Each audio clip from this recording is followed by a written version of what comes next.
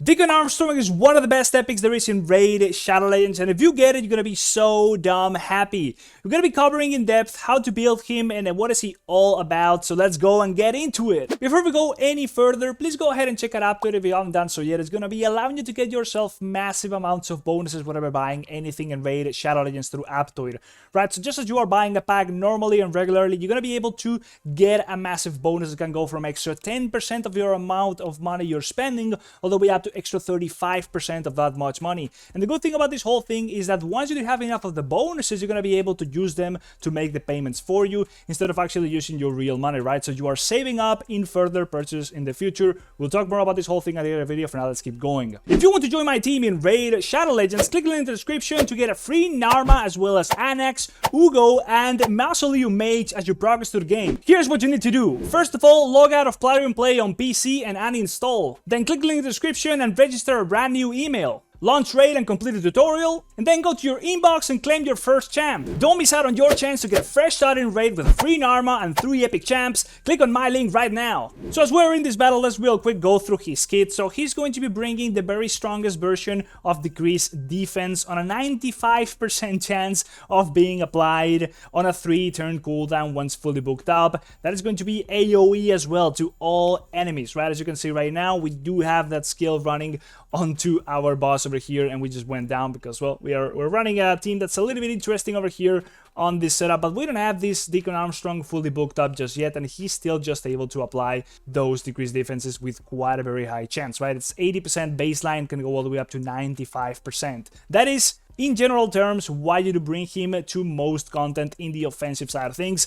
Now, he also brings utility in 2 forms. He's going to be having awesome turn meter control through his A3, where he is going to be filling up the turn meter of all your allies by 15% and then decreasing the turn meter of the enemies by 15% as well, while also granting him an extra turn. Now, this is going to be on a 3-turn cooldown. Very, very quickly, he's going to be able to cycle through the turn meter of his own team and then also be debuffing or just removing that turn meter onto the enemies. Really, really awesome and really powerful skill. That extra turn is just nuts. Believe me, the value of extra turn skills in this game is really, really damn high. And finally, the one we left to the last is his A1, which is going to be a double hitter, which is decent enough, which is going to be having a decent chance, a 30% baseline chance can go up to 50% chance, finally booked up, of placing a leech debuff for 2 turns, which is just going to be bringing a little bit of survivability, a little bit of healing to just passively damaging the bosses in general, right? So his kit is quite simple, but in general terms,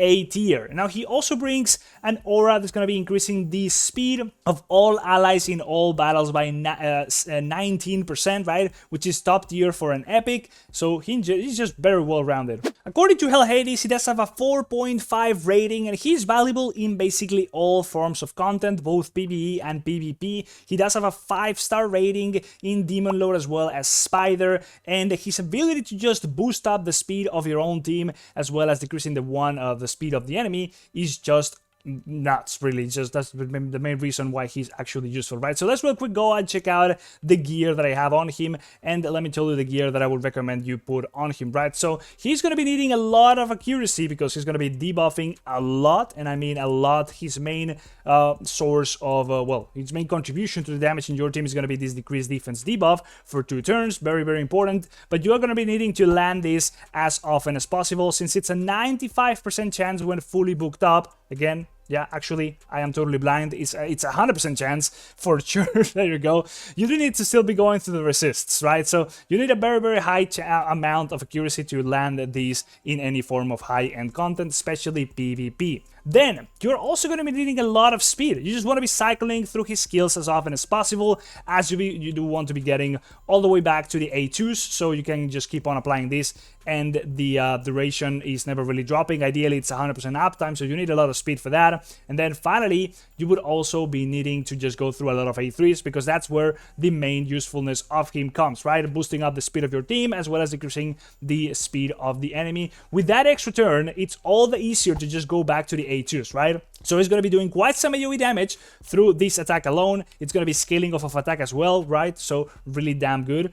And yeah, just the idea really here is just to make him really damn speedy, make him really damn accurate so he can land the decreased defenses, and he can just go back from A2 to A3 as often as possible. From time to time, going to the A1 just so he can land some leech, ideally onto the boss, so the rest of the team can just keep on healing. His kit is very damn simple, very damn effective, and very strong, right? So what gear do I have on him? I have double perception right now. Ideally, that would be triple. I just don't have the right pieces of gear. I am mainly missing an accuracy chest over here, which I am running right now with a different set over here, which is the Immortal, just to make him a little bit more tanky, right? He has 15% extra HP from him, from this set alone, as well as 3% healing every turn, right? Healing 3% of max HP. So you want to be building him very tanky because he just going to be standing there, being able to last the entire fight. So what else do we want on this guy besides accuracy and speed? We want a lot of HP and a lot of defense percentage, right? HP percentage and defense percentage are going to be your best friends. Now, we don't have the best gear on him by any means, but he already has a decent amount of HP. We'd probably want this to be double or triple of that if we could potentially go to all the way up there, but not really. And then defense is already quite decent, but again, a little bit higher never would be bad. We also do have a decent amount of resistance, which is never too crazy bad, especially for PvP, and the speed would ideally be very high as possible, because again, you just want to be cycling through the cooldowns and going through the turns as much as possible. Now, I don't have anything booked up yet, so of course it's not as powerful as it could be, and let's go real quick to the masteries. Now, we are running with the standard general PvE kind of build for the masteries, where we are going to be getting as much accuracy as possible from the entire support tree over here, just accuracy over here, accuracy over there, getting some more accuracy over here, just debuff extension, and just higher chances of turn meter decreasing and stuff like that, right? So we are running pretty standard setup over here of just a support tree for a support character, as well as a little bit of offense with War Master for some extra max HP damage. Now, if you want to build him specifically for the clan boss, there's a different setup where it goes through, instead of the support tree right here, we go through the defense tree and we build some tough skin. We also do build some blast proof, and we also do get a little bit of resurgent, and finally some delay death, right? So we just want to be making him a little bit stronger, as well as, well, getting retribution down here, and finally we would also be getting deterrence. That would be the build that I would be running if you only want to be building Deacon Armstrong specifically for the clan boss. The blessing that I would recommend you put on him would be the cruelty aura, which I cannot right now obviously put on him because, well, we just don't have access to a soul level just yet. I'll be buying one as soon as possible, but the cruelty aura is of course going to be decreasing the defense of the enemies, and since he's going to be doing a lot of AoEs through his A2, a lot of AoE damage, literally just coating the entire enemy team on decreased defenses, right? And that's going to be able to stack up. The higher, of course, his soul level is going to be, the higher you're able to go ahead and stack it up, right? If you do have at least, I don't know, like, it's recommended for on him to go with the cruelty aura even until you are like 6 stars or soul level 6 on this guy. So yes, it's just ideal to put him on him because, well, he just has a lot of access to very quick AoE spread, right? So you are able to spread it out on the entire team really damn easily, and that's pretty much it. Of course, you're going to be able to get the other benefits out of the entire thing, as always, just some speed, some accuracy, and some HP, and all that other good stuff on all those stats, and that's literally just what it is, right?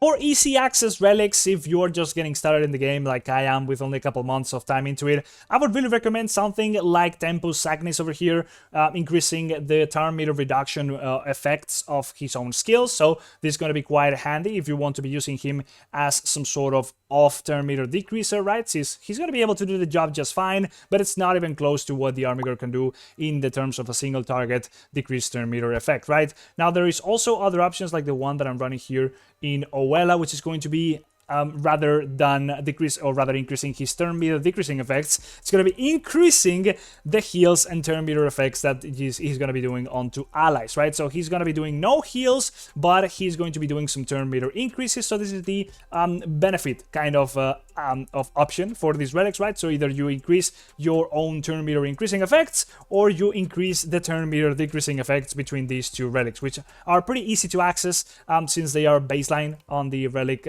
list of relics you can possibly get. These are one of the easier ones you can have access to, so those two would be ideal if you don't have access to anything better.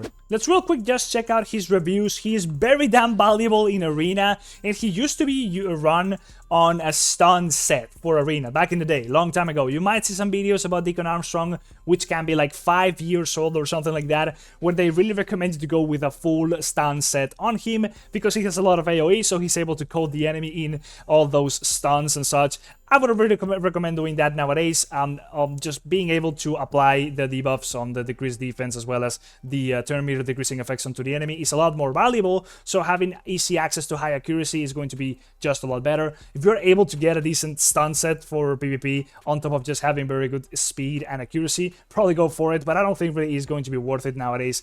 Now, he's also extremely valuable in Demon Lord. He's enabling some unkillable setups, really. He's of course not going to be able to reduce the turn meter on the enemies, but he's just going to be able to speed boost your own team. And that decreased defense debuff is extremely powerful. I don't really have access to many of those. I only have another type of decreased defense over here on my Ruella. So yes, this is a more defensive, supportive, of course he's a support champion, access that I have now with this decreased defense that I would otherwise not have. He's also straight up just valuable in literally every other aspect of the game. His reviews are just insane, and it's just really mainly because of these two combinations of having access to the decreased defense as well as having access to the speed boosts and turn meter decreasing effects. As a final showcase, I want to be putting him in my clan boss team that I normally run a different one. I normally run with this where I do have Negmo just increasing speed. We do have Oela just to keep things up, since it's going to be a lot of damage being taken, and then we do have a reviver over here in the form of Urex Arthur, and finally Alice is just here doing some extra damage, but the main damage dealer of this whole setup is my